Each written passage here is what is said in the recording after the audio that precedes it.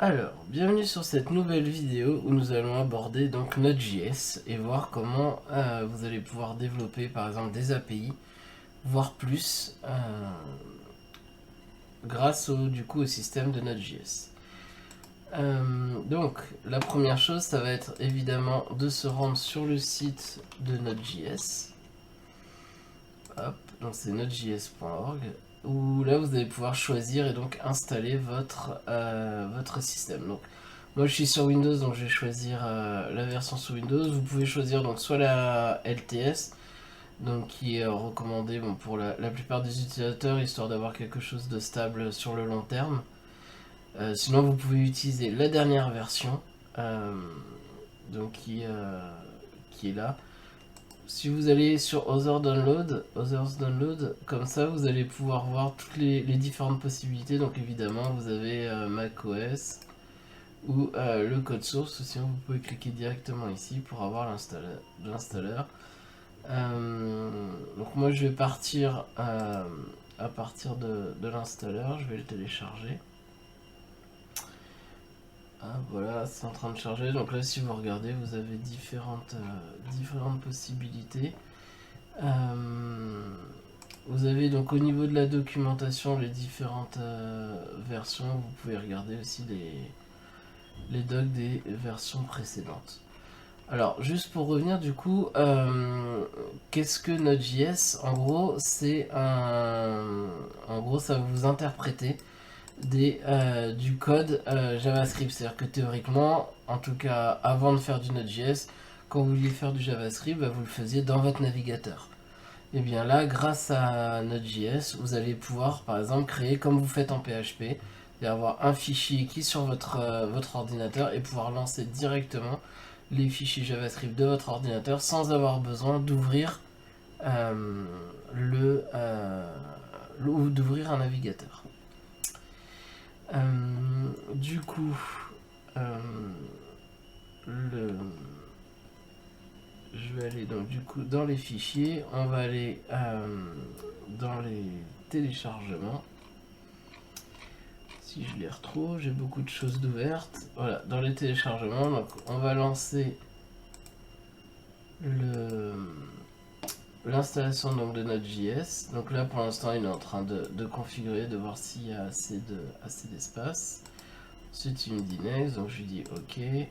Là il me propose l'endroit où il va l'installer. Donc là il n'y a rien à toucher, mais vérifiez bien que tout est mis. Ensuite next. Alors voilà, là c'est si vous voulez installer Chocolatier Taille. Bon, c'est un autre, en gros c'est un autre système. Nous on va pas le faire dans cette vidéo, mais si vous voulez l'installer, vous pouvez. Ça vous apportera en fait d'autres modules que vous pouvez installer. Moi pour le coup pour ce cours-là, je vais pas m'en servir. Donc ensuite next, je vais faire install. Là il va me demander les droits. Donc là il vérifie, il valide l'installateur. Il est en train de faire l'update des choses.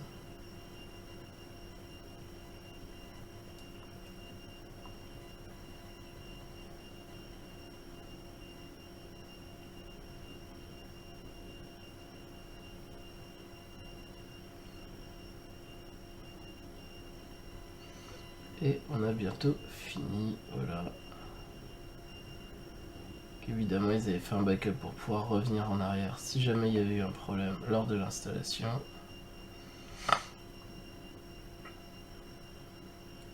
Ça prend un peu de temps. Faut dire que j'ai déjà une version installée dessus, ça prend moins de temps quand c'est la première fois que vous l'installez.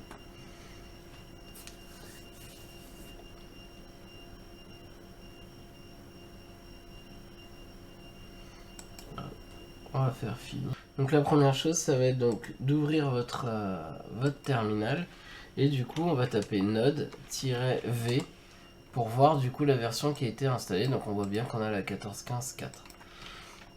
Donc ensuite, je vais me rendre dans mon répertoire personnel et je vais aller dans mon répertoire. Alors moi j'ai un dossier où je mets tous mes projets JavaScript. Si vous l'avez pas, vous pouvez le mettre où vous voulez, même sur votre bureau, ça posera pas de souci. Et donc ici, je vais créer donc mon premier répertoire. Donc c'est mkdir vidéo vidéo underscore API. Voilà. Une fois que ça c'est fait, donc vous allez pouvoir vous rendre dans votre... alors moi je vais utiliser Visual Studio Code, mais vous pouvez ouvrir n'importe lequel autre. Donc je vais faire ajouter un folder. Donc je vais aller dans mes projets, voilà, et choisir. Donc je vais dans mon projet JavaScript. Et ensuite donc je choisis le dossier dans lequel je vais créer donc mon code Node. Donc là je vais lui dire ok. Donc là il m'a ouvert donc le projet API. Alors, évidemment pour l'instant il n'y a rien. Donc je vais faire du coup un nouveau fichier index.js. Donc dedans je vais commencer donc par un console log et le fameux hello world. Donc ça, console log, si vous avez déjà fait du JavaScript, vous savez ce que c'est. En fait, c'est ce qui va vous permettre d'écrire et de visualiser donc du texte dans la console. Donc si je reprends par exemple ici, par exemple quand vous faites un clic droit, inspecter ou examiner l'élément, vous voyez là vous avez l'inspecteur et à côté donc vous avez la console. Donc quand vous faites un console log, en gros ça écrit du texte à l'intérieur de cette console. D'accord. Donc là, bon, comme je vous l'ai dit, ce qui nous intéresse, donc d'ailleurs je vais le fermer, c'est pas du coup d'écrire dans un navigateur pour le moment. Ce qui va m'intéresser, c'est ici de pouvoir exécuter mon fichier index.js. Donc pour ce faire, vous pouvez faire un clic droit et là j'ai Open in Integrated Terminal. Donc ici, si par exemple vous faites un ls, ça va vous permettre de lister les répertoires. Alors moi je suis ici, si vous regardez, j'ai choisi d'utiliser donc bash par défaut, mais vous pouvez configurer un autre shell. Là, si par exemple vous faites ça, vous avez le choix entre différents bash. Vous pouvez utiliser la commande de base, le PowerShell ou évidemment le git bash comme moi je le fais. Alors moi j'ai le git bash que effectivement si vous avez suivi les différentes formations que j'ai faites, vous avez donc une vidéo qui vous permet d'installer Git sur votre ordinateur.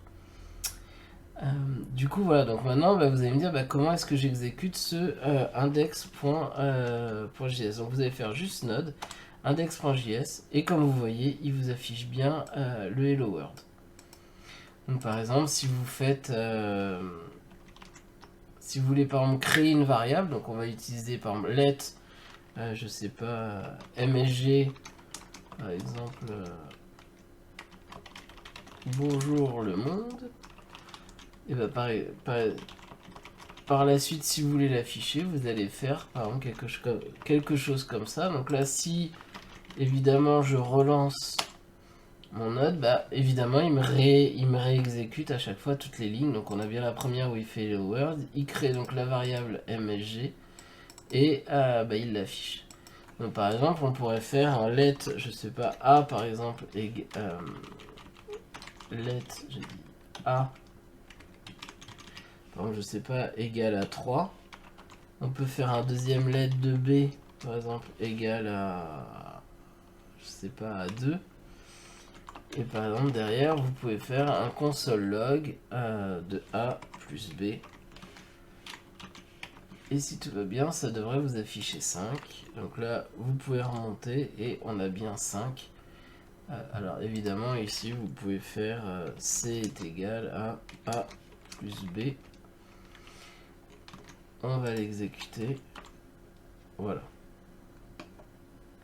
Alors évidemment, là par exemple, il va peut-être afficher C si on veut. Ça devrait nous donner, en tout cas je l'espère, la même chose. Évidemment, c'est logique.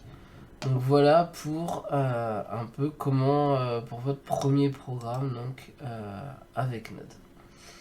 Alors vous vous rendez bien compte que là il commence à y avoir un petit souci dans le sens où ça veut dire qu'à chaque fois que vous modifiez quelque chose ici, vous êtes obligé de relancer les choses. Alors c'est pas forcément hyper pratique. Donc du coup, vient avec Node.js un deuxième logiciel qui s'appelle NPM. Et donc dans la prochaine vidéo, on va discuter de NPM et voir comment est-ce qu'on peut organiser donc son code pour que on n'ait pas besoin de rafraîchir à chaque fois la page.